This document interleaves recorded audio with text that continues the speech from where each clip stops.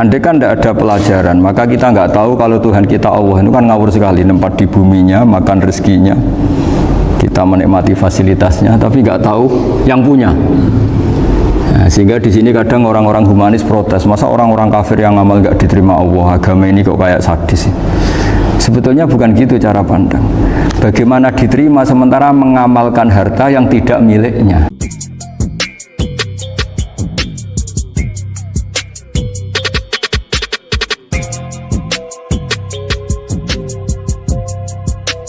Fatihah.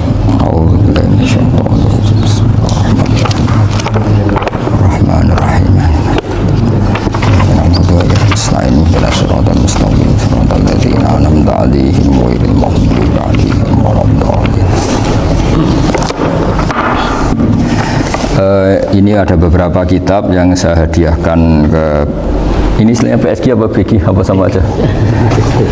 Ya sama aja lah ini PSG, BG anaknya. Lo yang orang tuanya PSG-nya? Oh.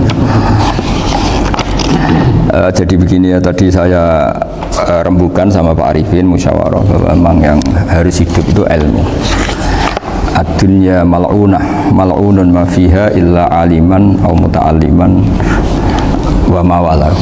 Ada yang illa zikrawah wa mawalahu au aliman au muta'alliman. Jadi dunia ini semuanya terlaknat, seluruh isinya dunia ini terlaknat kecuali orang yang alim, kecuali orang yang belajar atau yang dekat-dekat situ. Nah, kenapa terlaknat? Itu ibarat kita orang Indonesia nggak tahu kalau Pak Jokowi itu presiden, itu kan ngawur sekali. Masa orang Indonesia nggak tahu kalau Pak Jokowi presiden? Kita hidup di PSG nggak tahu kalau pendirinya misalnya Pak Kures Habib Ali, nggak tahu kalau ustadznya Pak Arifin, Pak Wafa, itu kan ngawur sekali. Nah, andai kan tidak ada pelajaran, maka kita nggak tahu kalau Tuhan kita Allah itu kan ngawur sekali, tempat di buminya, makan rezekinya, kita menikmati fasilitasnya, tapi nggak tahu yang punya. Nah, sehingga di sini kadang orang-orang humanis protes, masa orang-orang kafir yang amal nggak diterima Allah, agama ini kok kayak sadis sih? Sebetulnya bukan gitu cara pandang. Bagaimana diterima sementara mengamalkan harta yang tidak miliknya? Itu kan ibarat saya punya uang 1 miliar, terus disedekahkan Pak Wafa ke Pak Arifin, terus dia bilang ini dari saya, tolong diterima. Terus Pak Arifin bilang makasih, dunyane mbahmu, tak kan gitu kira-kira. Ya jadi itu logika kenapa ngamalnya orang kafir gak diterima, karena nggak ngakui yang punya. Ya. Jadi ibarat saya nempat di sini nginep terus terima kasihnya sama Muntaha, nggak sama Habib Ali. Memangnya dia yang bikin itu. Jadi orang nggak kenal Tuhannya itu buruk sekali, mal'un. Nah, bisa kenal Tuhannya dimulai dari mana? Illa aliman au muta'aliman, yaitu harus proses belajar mengajar. Mau tidak mau. Makanya setiap ilmu, makanya saya tadi rembukan sama Pak Arifin, semuanya harus atas nama ilmu. Ibadah itu nomor 2, akhlak nomor 2, semuanya nomor 1 itu ilmu. Sekali ilmu ini hilang, maka semuanya hilang. Makanya di Quran dimulai Iqra' bismi rabbikal ladzi khalaq. Termasuk sifat Allah Ta'ala yang awal-awal dikenalkan apa? Iqra' wa rabbukal. Ketika Allah mensifati dirinya akram, alladzi 'allama. Orang terbaik, paling akram, paling karim, paling dermawan adalah zat sing 'allama, mengajarkan. Makanya kata Nabi, tidak ada sedekah sebaik kalimah yang ditemukan orang muslim, dan kalimah itu kalimah bijak kemudian diajarkan ke muslim yang lain. Itu disebut afdhalus sedekah. Karena ini mengawal Islam.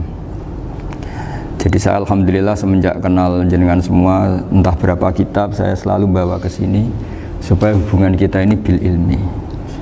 Ya, karena hari Syajaratul Ma'arif beberapa kali sudah saya baca, ini tak ijazahi kitab Bajuri ya, sarahnya Fathul Qorib. Ini dikarang oleh Rektor Al-Azhar di eranya, termasuk Syekhul Azhar, Imam Bajuri, Imam Bajuri. Di sini saya ingin terangkan Kitabuz Zabaih, tentang, ya didengerin aja kalau nggak bawa kitab. Ini yang takrib sama syarah, supaya sampean tahu kenapa harus ada syarah. Ya, saya ulang lagi, kenapa harus ada apa? Syarah. Syarah itu penjelas. Karena kelemahannya matan apapun sempurnanya, saya ulang lagi, kelemahannya matan apapun sempurnanya itu pasti ya nggak sempurna, namanya manusia. Dan tidak sempurna ini menjadikan kadang salah paham, sehingga mau tidak mau harus ada apa? Syarah. Jadi Misalnya begini ya, di Matan misalnya diterangkan zaman Matan, penyembelian itu harus pakai bismillah. Kalimat harus ini harus dengan arti taruhan sah tidak sah, apa harus sebagai etika, apa harus sebagai supaya kebiasaan baik ini bertahan. Saya ulang lagi ya, misalnya Pak Arifin dawuh teng jenengan cung nak nyembelih pitik kudu maca bismillah. Kalau kamu memotong hewan harus baca bismillah. Kata harus itu apa artinya syarat sah, sehingga kalau tidak baca tidak sah. Apa keharusan dalam makna etikanya harus baca bismillah. Jadi urusannya hanya apa? Etika atau afdoliyah. Atau kita tidak ingin kultur baca bismillah itu hilang, sehingga barang tidak wajib pun kita wajibkan supaya kultur baca bismillah itu tidak hilang. Nah, Imam Syafi'i itu milih yang tidak wajib, itu hanya urusan etika. Sehingga dhabihatul muslim meskipun nggak baca bismillah, baik secara sengaja maupun lupa tetap halal ya, tetap sah, tetap halal. Tapi beberapa ulama mengatakan baca bismillah itu wajib dan menjadi syarat sah. Ya kira-kira karena pamit tadi, yang beri nyawa itu Allah, kok apa yang menghilangkan nggak pamit, sudah menghilangkan nyawanya ayam dimakan lagi. Wah itu selingkuhannya kan pasti marah itu. Selingkuhannya, pacarnya, anaknya, cucunya itu kan marah itu. Tapi kalau pamit yang punya kan enggak.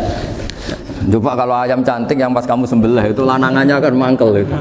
Kalau kebetulan sudah tua kan karep-karepmu kan gitu. Jadi apa? Itu yang tahu Sarah.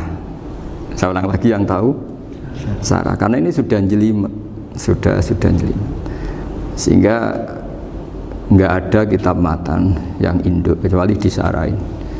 Dulu ada kitab namanya Takrib, karangannya Abi Suja.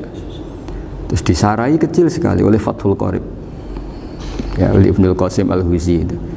Terus disarai lagi oleh Bajuri. Jadi Bajuri itu sudah sarhun ala sarhin warifin, ya, sudah sarhun ala sarhin, bukan sarhun ala matnin tapi sarhun ala sarhin. Nah, kenapa memang kita butuh itu? Saya ulang lagi, kita butuh itu. Nah, kenapa butuh? Ya karena mau tidak mau. Saya ulang lagi, mau tidak mau, karena matan itu seperti itu. Misalnya matan cerita yang dikatakan menyembelih itu apa? Ya nyembelih itu ya nyembelih itu memotong hewan. Terus motongnya dari mana? Kalau kamu motong hewan dari mana coba? Dari belakang atau dari depan? Dari mana? Depan misalnya. Pertanyaannya, ketika dari depan itu paling penting terpotong al-hulkum wal mari misalnya. Yang satu majrur to'am, yang satu majrur ruh, ya, gitu, majrur nafas. Tapi andekan dari belakang gimana? Tapi tetap terpotong. Mulai ribet kan? Kalau kubu sebelah kan enak, pokoknya nggak sunah Rasul seperti itu, nggak mau debat. Tapi kita tidak, cara berpikir tidak gitu. Ini kan status hukumnya halal apa haram ketika ada orang motong hewan dari belakang. Nah, terus kita berdebat kan, mesti berdebat itu mau dibilang haram, nyatanya memenuhi syarat apa tadi, pemotongan, hukumnya kena, amarinya kena. Mau dibilang halal, jangan-jangan pitiknya sudah pingsan, sudah mati karena dogrok-dogrok dari belakang. Nah, itu terus ulama debat, nah, kan mungkin juga, ya kan, pitiknya sudah setengah kena corona, pingsan terus. Ya kan, sudah pingsan terus digorok. Nah seperti ini mau tidak mau kita harus detail. Detail artinya yang dikatakan menyembelih itu apa? Ya nanti tak bacakan takbir di Bajuria sekaligus ijazah untuk jenengan semua. Saya tadi alhamdulillah ketemu Pak Arifin lama, ngendikan panjang lebar tentang pentingnya ilmu. Yang dikatakan menyembelih adalah mematikan hewan yang hidup dengan kaifiyah syariah. Saya ulang lagi ya, mematikan hewan yang hidup dengan kaifiyah syariah. Nah kalimat hidup ini mulai masalah. Hidup yang apa? Misalnya ada hewan, saya sering kalau ngaji cerita, ada ayam jago ketandang mobil, ketabrak mobil, kejet-kejet, enggak kamu sembelih pun 1 menit lagi pasti meninggal.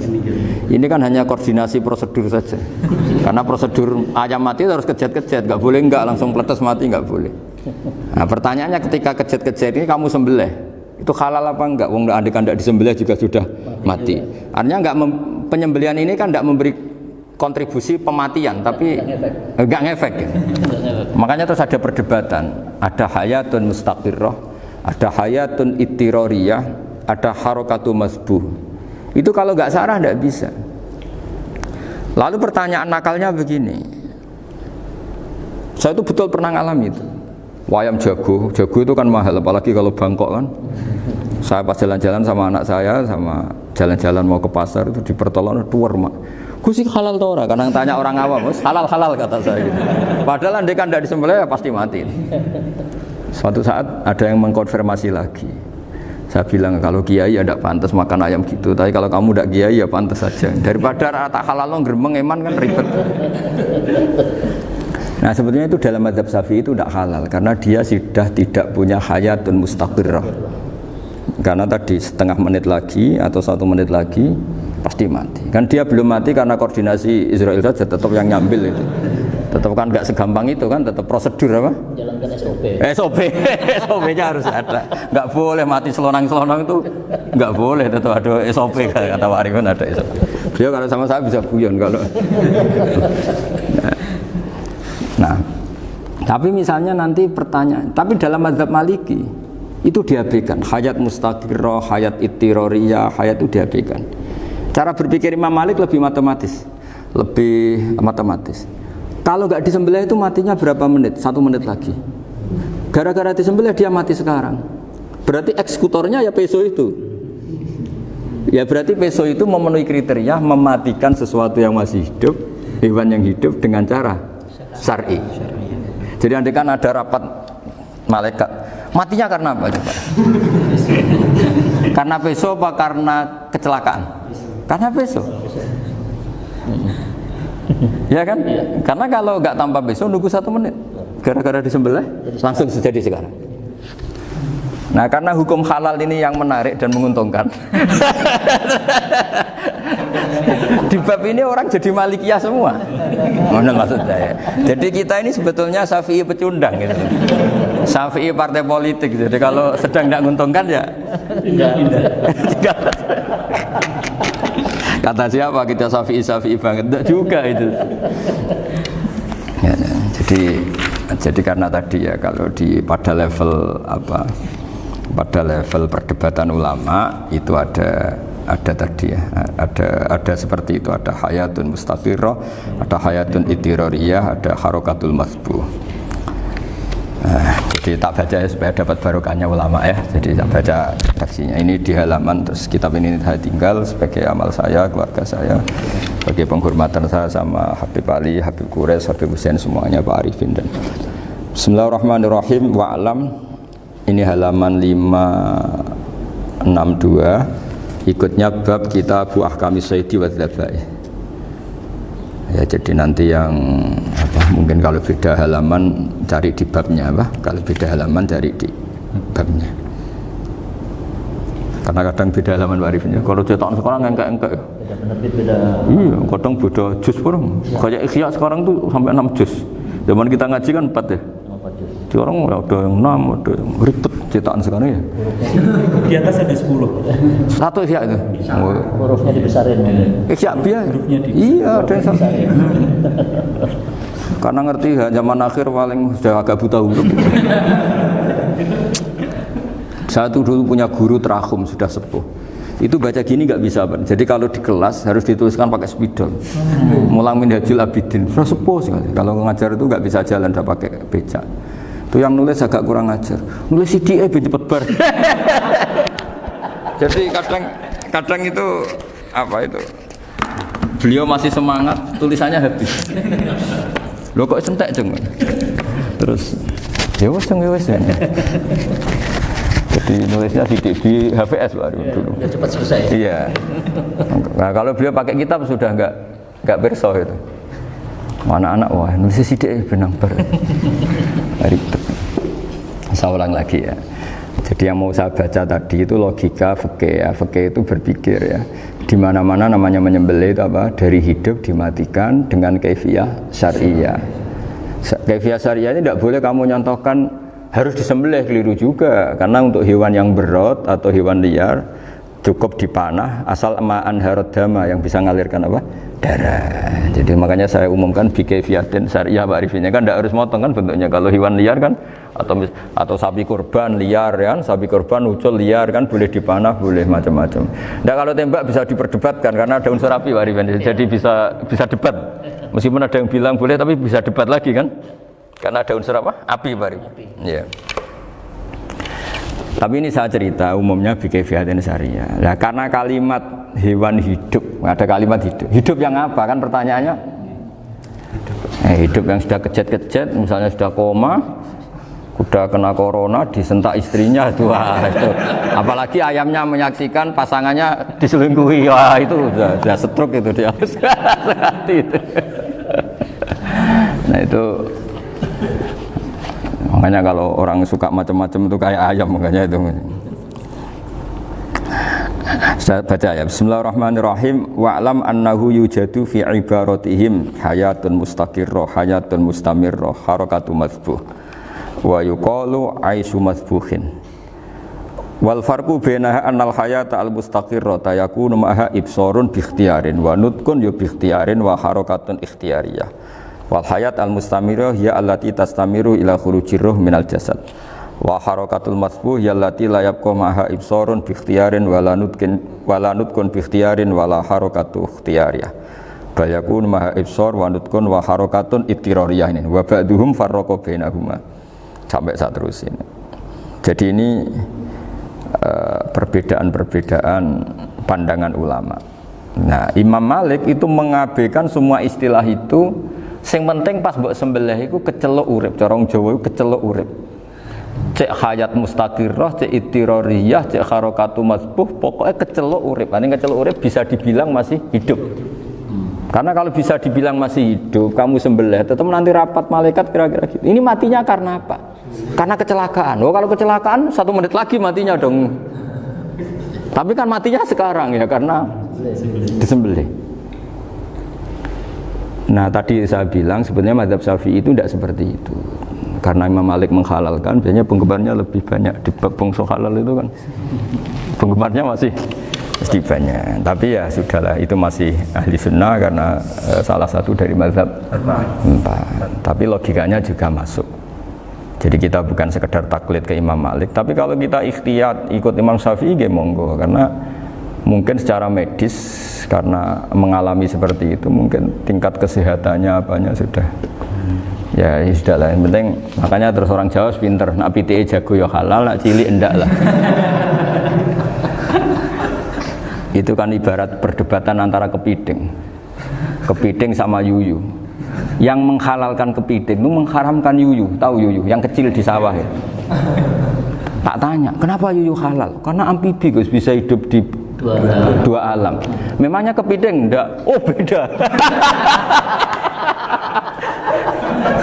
Ternyata beda maksudnya. Eman Gus kalau haram. Eman kan kalau yuyu haram kan enggak ngefek kan kecil. Ini mufti kok. Oh udah kadang halal, udah kadang makan selama ini. Iya selama ini udah kadang makan itu. Makanya banyak kiai yang mengharamkan kepiting sebetulnya, tapi minoritas kan? Minoritas. Tapi yang mengharamkan yuyu mayoritas, wong kecil aja. Jadi kita ribet ikut siapa? Gitu. Kata siapa ahli fikih gak mikir untung rugi. Makanya saya ini bingung, jadi saya ini kan kiai ya, kiai betul. Susah kadang jadi kiai. Sebagian guru saya itu mengharamkan kepiting. Nah kalau kayak dolan di daerah Juwono Mas Nafis daerah itu penghormatan tertinggi santri itu kalau nyugoi kiainya kepiting karena itu makanan termahal. Bingung kan dia? Mau tidak makan itu kayaknya dipersiapkan betul Pak Arifin. Udah ada effort ya. Warna nyari yang mahal kan. Mau makan itu sebagian guru kita mengharamkan.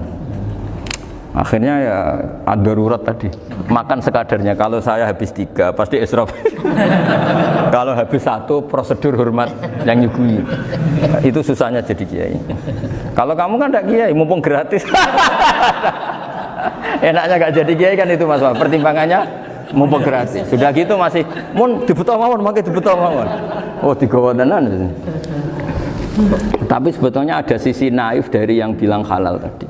Ketika yang bilang halal, naif itu versinya, tapi ya nggak apa-apa, semoga dimaafkan Allah. Naifnya tadi, tapi saya tidak tapi itu masalah khilafiyah ya. Semoga yang mengatakan halal juga benar, karena punya perhitungan iman tadi. Tapi yang bilang halal itu tak tanya, Yuyu itu halal apa haram? Lucunya jawab haram semua. Yuyu bahasa Indonesia nggak ada kayaknya. Tidak tahu juga saya apa. Yang penting paham tapi Yuyu, yang kecil itu. Itu kalau diharamkan nggak ada yang protes ya? Nggak ada. Tapi kalau kepiting?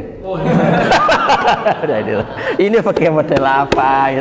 Coba Pak Wafa, kalau alasannya amfibi, Yuyu sama kepiting sama enggak? Kalau alasannya amfibi, hidup di dua alam. Sama-sama. Sama-sama. Kenapa kepiting jadi halal? Besar, lebih bernilai. ini juga mufti model baru. Mungkin muftinya menghalalkan gitu. Iya makanya itu. Kan jadi kayak tadi ayam jago tadi orangnya tak tanya akhirnya. Andekan yang kecelakaan tuh ayam kecil. Kamu tanya saya enggak? Ya enggak, terus langsung tak buang. Kan langsung dibuang. Berhubung ayam besar. Eman kan. Tapi nurani aja sebetulnya protes. Nyembelih wis klekek-klekek terus. Kadang kan wis apa kejet-kejet itu sudah tunggu SOP cara Pak.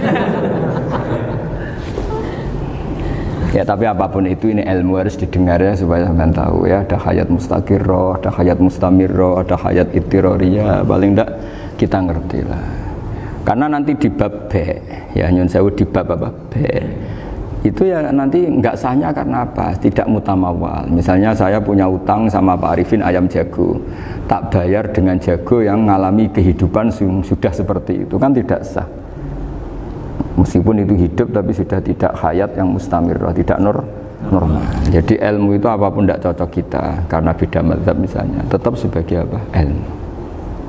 Jadi jangan pernah anti ilmu meskipun kita tidak cocok. Dulu saya itu heran sama Abu Hanifah karena membolehkan merujuk wakaf. Wakaf itu kan nggak boleh ditarik kembali dalam mazhab Syafi'i dan hampir semua ulama bilang gitu. Tapi kalau kata Abu Hanifah, jika nazir yang nerima itu tidak sesuai rencana kita, keinginan kita, itu boleh narik kembali. Fa innal waqfa atiyatun mahdhah, kata beliau, wakaf itu ya pemberian normal saja. Suatu saat ada peristiwa gini Pak Arifin ya, ada orang kaya raya mewakafkan tanah itu senilai kalau nggak salah itu 60 miliar. Singkat cerita beliau bermain apa gitu, bisnis apa itu bangkrut. Kemudian itu belum disertifikatkan wakaf. Kemudian nggak ada yang disawang coro Jawa, nggak ada yang dilihat, terus mau dibeli sama nyuwun sewu sampai yang mau beli yang mampu itu non muslim.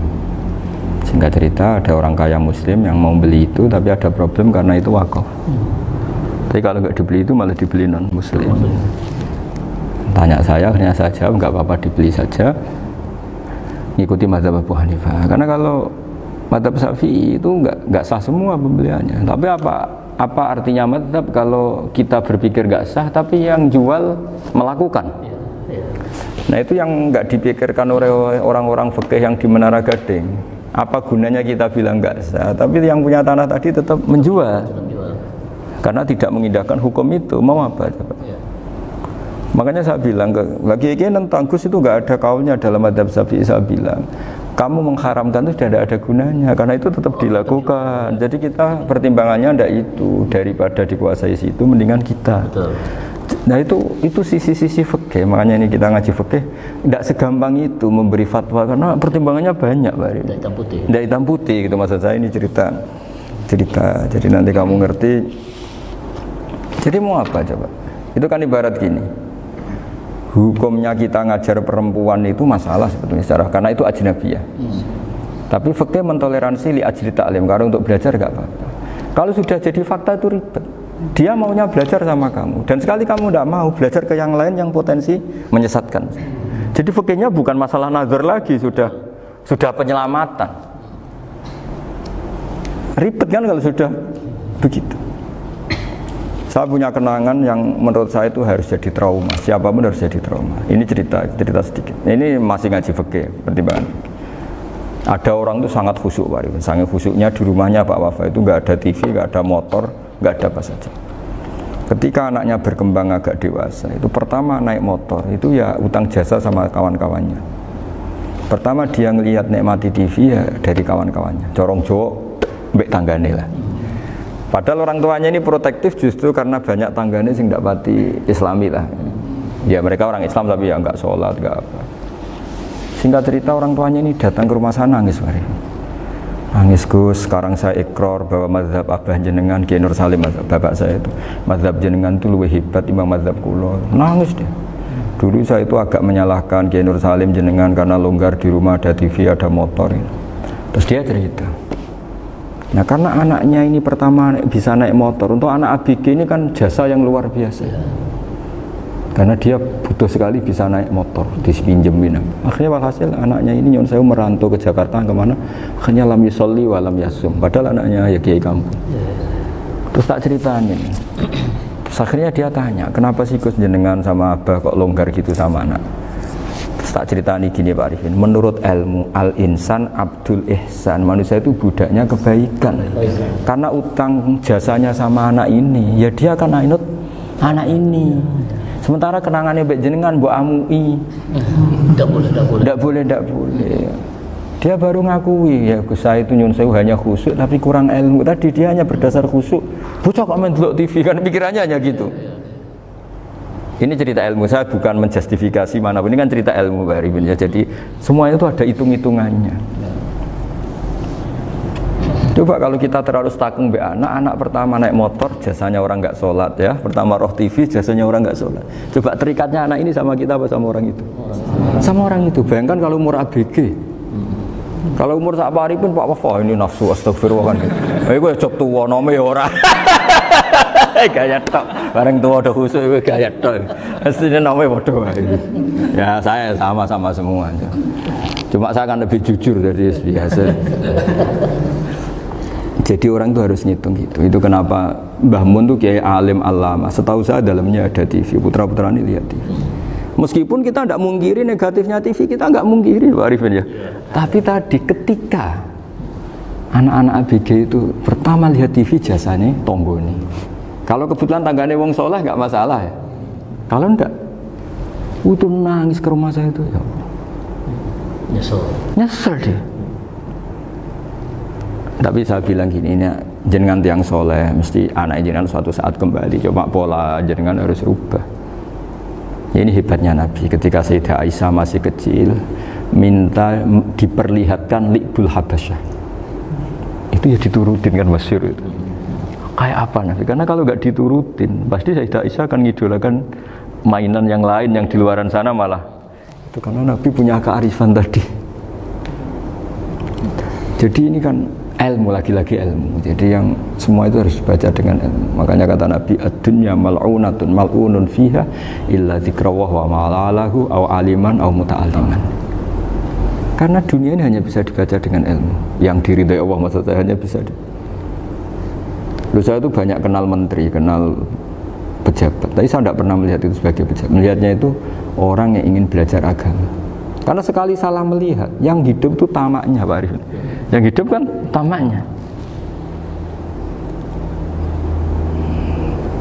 Saya kenal orang kaya kok melihat kaya, yang hidup itu tamaknya, ingin dapat ini, dapat. Tapi kalau melihat itu sebagai hamba Allah yang ingin belajar, insya Allah kita selamat dari tamak. Meskipun kita ya manusia tidak sempurna. Setidaknya ketika dia lomo atau tidak lomo, nyalami template apa tidak ngefek, karena kita melihat ini mau belajar. Tapi kalau kamu didorong tamak, katanya orang kaya ternyata nggak tahu haknya kiai, ribet kan? Ribet. Ya kalau kamu punya santri cantik ya lihat itu sebagai santri kamu. Jangan melihat ini mau nggak sama saya, kalau enggak ya wah ya ribet kalau gitu. Ini anak-anak muda harus dilatih ikhlas, bahaya ini santri-santri sampean kalau nggak dilatih ikhlas ini bahaya. Karena ini belum punya penggemar pejabat, paling ya anak-anak yang ya tadi ABG. Jadi lah Sarah kembali lagi Sarah itu membicarakan itu detail. Jadi ya makanya kenapa orang mati yang lahir langsung meninggal itu nggak wajib disolati. Alasannya di fikih ya lucu. Karena dikatakan sholat mayit, di mana-mana mayit itu sabakohu hayatun. Di mana-mana namanya mati itu terdahului oleh hidup. Nah ini nggak pernah hidup langsung mati. Jadi fikih itu ya kadang lucu. Ya gitu aja alasannya. Kamu nyolati apa? Mayit. Kenapa kok mayit? Ya, mayit itu namanya mayit. Orang mati. Orang mati. Orang mati artinya pernah Hidup. hidup. Nah itu sarah. Jadi ketika matan hanya cerita wasiktu alladzi lam yastahila, enggak pernah nangis, lam yusalla alaih. Sarah bilang mergo ora tahu urip. Kalau enggak pernah hidup berarti enggak bisa dikatakan mati. Iya. Kayak sampean miskin itu kan enggak bisa dikatakan bangkrut. Ya, ya miskin aja gitu loh. Kan gitu ya. Karena nggak pernah kaya. Enggak pernah kaya. Kayak Mas Nafis nggak bisa dikatakan, oh itu Qur'annya lupa gimana? Nggak pernah hafal. Jadi yang dikatakan lupa itu pernah hafal. Nggak lupa nggak apa, Gus Qur'annya lupa, gaya nggak pernah hafal kok bilang apa? Lupa gitu. Nggak boleh Pak Wafa bilang saya ini bangkrut apa? Nggak pernah kaya kok bangkrut. Jadi semua itu ada aturannya itu. Nah itu sarah, lagi-lagi sarah. Jadi bahkan banyak yang syarhun ala syarhin. Jadi kayak kitab takrib itu disarai Fathul Qorib. Jadi Fathul Qorib itu sudah sarah. Disarai lagi Bajuri. Nah, itu termasuk cerita itu ya, cerita-cerita. Kalau baca Bismillahirrahmanirrahim. Ya, wa yakunu qad umma dzukira daf'atan wahidatan la fi daf'ataini islam tujad al hayat al mustaqira inda daf'atis saniyah amma idza wujidat al hayat al mustaqira inda daf'as saniyah fayakhilu al masbuhu aidan fasartu wujudul hayat al mustaqira fi ibtida'il wati akhir marrah wa makharu dzalika inda tulil fasli wa illa fala rafa'a sikina wa ada fawran aw alqaha liqaniya kalatan wa akhadha ghayraha fawran aw saqatat minhu wa akhadha ghayraha halan aw qallaba wa qata'a biyama bagi hal al masbuh. Jadi ini masalah sarah. Sarah itu sudah detail. Misalnya gini, kamu motong ayam. Motong ayam harus sekaligus sret jadi. Jangan sampai nyuwun sewu dua kali. Jangan-jangan misalnya gini, ayam tak potong pas ke kiri separuh. Ya, ke kiri separuh apa hulkumnya. Pak Arifin datang, Assalamualaikum Gus Pak, waalaikumsalam, terus santai jagungan dulu. Jagungan sampai besoknya itu enggak meneruskan.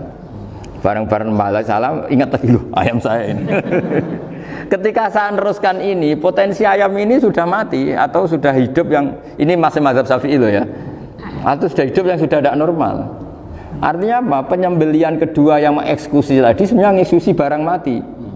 Yang penyembelian pertama tidak bisa dikatakan penyembelian karena tidak sampai mati. Penyembelian kedua berstatus setengah mati. Nah kalau seperti itu maka haram. Kecuali itu dilakukan secara fauron. Fauron dicontohkan nyembelih ternyata pesunya kedul terus ngambil yang lain. Tapi fauron langsung atau terjatuh ngambil langsung.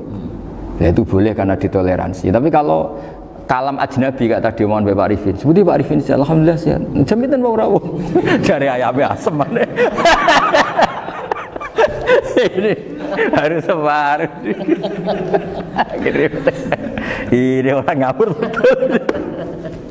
Jadi, lah itu sarah. Bicara sampai detail itu sarah. Jadi ada sekian kemungkinan. Jadi termasuk yang diandaikan apa?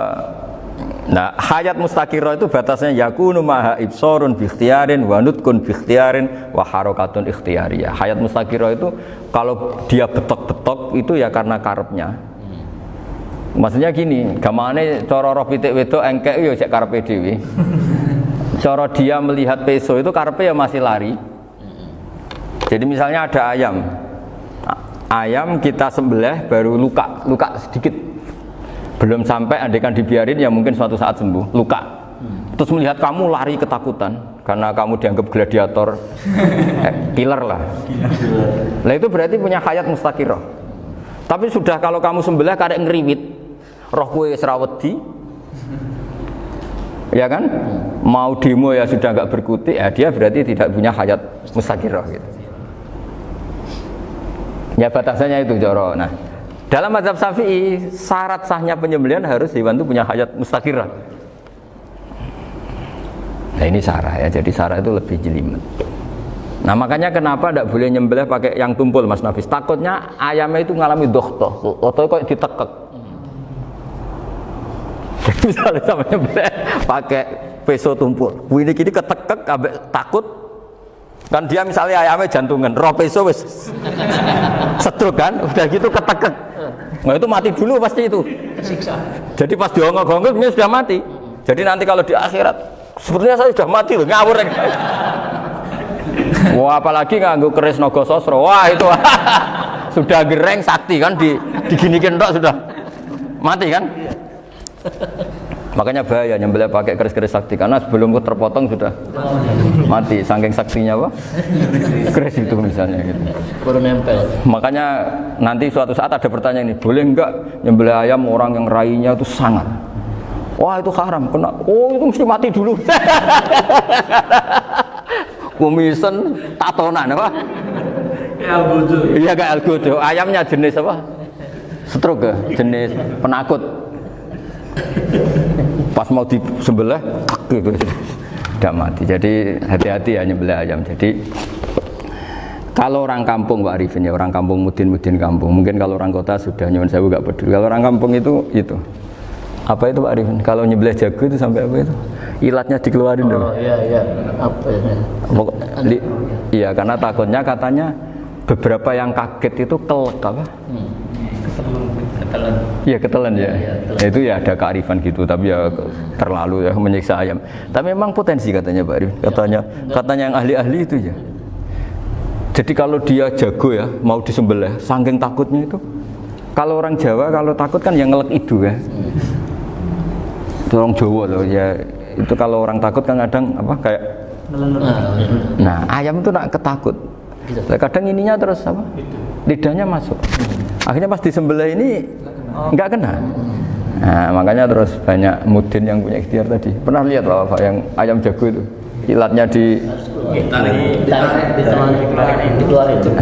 Ya, itu ya tidak wajib cuma tidak bisa kita salahkan. Tapi kata penyembelih yang lain tak tanya eksekutor yang lain, poe rodok dipenek Gus. Iku wis ra iso. Saya belum pernah nyembelih ayam karena ini kan selain nggak profesi saya juga nggak mentolonan saya. Tapi ini beberapa kefiah ya, yang penting kita tahu ilmunya. Yang paling pokok itu qatul khulqum wal mari.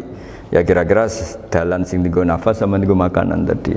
Ya tapi itu tadi caranya semua itu harus mengalami atau masih punya hayatun mustaqirah. Nah, takutnya dalam konteks nyembelih yang apa tadi? Saya bilang separuh tadi. Itu jamnya normal enggak? Itu sudah jam 11 ini? Jam 10. Cepetan dikit. Oh, jam mati almarhum itu. Itu enggak halal disembelih itu sudah maitah ya. 10, 13, 10, 14 kan. Iya. Ya makanya saya bingung lihat jam. Ya jadi itu Pak Wafa ya pentingnya sarah itu seperti itu. Matan itu kan asal nyembelih saja, tapi di sarah diterangkan jangan hanya nyembelih, yang disembelih harus ada hayatun mustaqirah karena dikatakan penyembelihan adalah menghilangkan nyawa dengan cara yang syar'i. Nah, kalau nyawanya saja sudah hilang bukan nyembelih gitu. Nah potensi itu ada ketika jago kamu sembelih pakai yang tumpul. Ini ada doktoh. Loh hewan itu juga kayak manusia loh karena punya hati. Ketika takut bisa saja mati. Nah, takutnya ulama kan ini ngalami doktoh. Kayak orang ditekek kan mati kan. Ditekek kaget. Contoh gampang gini. Orang ditekek perempuan kemungkinan mati itu kecil. Karena murni hanya ngalami pernafasan. Tapi nak ditekek wong gagah tatonan kan terus dua reaksi tubuh. Takut sama gak bisa bernafas. Itu kan lebih cepat apa? Mati. Kira-kira kan gitu. Lah ini sudah takut dongok-hongok itu kan nyiksa. Saya sering ketemu orang yang ahli nyari ular, nyari apa. Itu ya gitu. Filosofinya sama seperti orang perang. Harus bikin takut. Iku kewan Gus nak disewentak, iku telelekan. Jadi telelekan iku apa Pak Anda bicara bahasa Batawi ini? Orang kaget terus terpaku itu. Teorinya Khalid bin Walid kan gitu. Kalau perang supaya musuh takut. Kamu tahu kami siapa? Gertak gitu ya. Ayat ji'na biqaumin yuhibbunal mauta kama tuhibbunal hayat. Kita ini bawa pasukan yang mereka mencintai mati kayak kalian mencintai hidup. Pasukan kami ini wah darwis, berani modar ya wis gitu. Kira-kira gitu kalau bahasa Jawa itu. Gertak mati. Berani mati. Akhirnya musuhnya kan Nah, di antara syaratnya perang kan gitu harus bikin musuh itu takut, gemeter. Nah, teleleken itu gampang gitu loh. Teleleken itu pokoknya tadi loh Pak Arifin, kepaku tadi. Agak berkutik. Paham ya? Nah, jangan-jangan ayam yang kita sembelih mau wis wedi diongok-ongok mati duluan gitu loh. Nah, makanya terus kata musannaf kalau bisa itu wa yakunu madzukira bidafatin wahidah. Kalau itu usahakan sekali jadi. Tapi itu bukan berarti syarat sahnya harus sekali jadi. Kira-kira karena tadi gak kebayang kan kalau baru separuh tak Assalamualaikum Gus Pak, Waalaikumsalam Pak Arifin, sebuti kabarin. Baru itu terus ingat, diteruskan lagi, kemungkinan ini sudah mati apa? Nah makanya, ya tapi lagi-lagi ini sarah ya, tak baca Bismillahirrahmanirrahim. Wa yakunu qad umadzukira daf'atan wahidatan la fi daf'ataini fa innahu yahrumul masbuh hina idin. Kalau 2 kali, tapi 2 kali maksudnya yang 1 kali ini mengakibatkan kematian. Dikatakan penyembelian belum sempurna, dikatakan hidup toh nanti pasti mati, berarti tidak mengalami hayatun mustaqirrah. Paham ya? Jadi ini semoga dapat barokah dari para ulama. Jadi saya mohon nanti Pak Wafa, Pak Muntaha, teman-teman jangan hanya baca matan ya, pada level alim itu harus baca syarah karena matan itu nyuwun sewu tidak cukup untuk menjawab sekian kemungkinan. Nah, syarah itu sonok fardul masalah. Ya Pak Arifin ya, mengandaikan masalah meskipun belum terjadi ya pengandaian, sehingga nanti kalau terjadi kalau militer itu apa? A, B ya, alternatif gimana? Kalau strategi itu kan ada sekian A, B, C, kalau A gagal B sudah siap, oh militer. Jadi kalau masuk surga pintu 1 gak bisa itu kedua lewat teras justru ini sembrono. Bagi Al-Fatihah. Bismillahirrahmanirrahim. Shiratal mustaqim shiratal ladzina an'amta 'alaihim ghairil maghdubi 'alaihim waladdallin. Pun guys,